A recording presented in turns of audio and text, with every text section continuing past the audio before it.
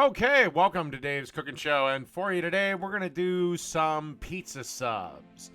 And to accomplish this, well, we need some pizza sauce. All right.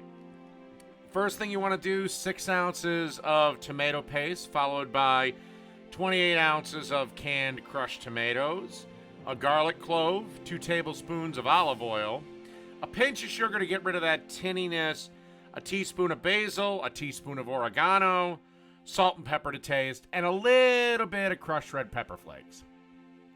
And then you just want to stir this around. There is a debate whether or not pizza sauce should be cooked or virgin. For this recipe, I just decided to go with a virgin sauce.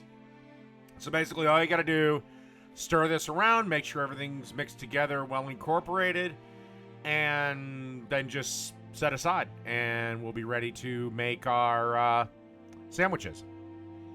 Okie dokie. Now let's get on making the sandwich.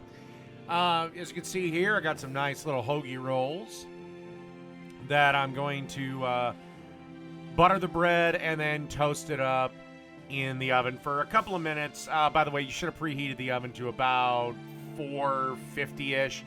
You will want to keep your eyes on this, though, because, again, you don't want it to burn, obviously. Okay, now that we've got our bread nice and toasted, the butter's melted, now it's time to start assembling our sandwiches. Okay, as you can see here, got some nice salami on the one side, followed by sandwich-style pepperoni on the other. And again, you can use whatever favorite pizza toppings you like.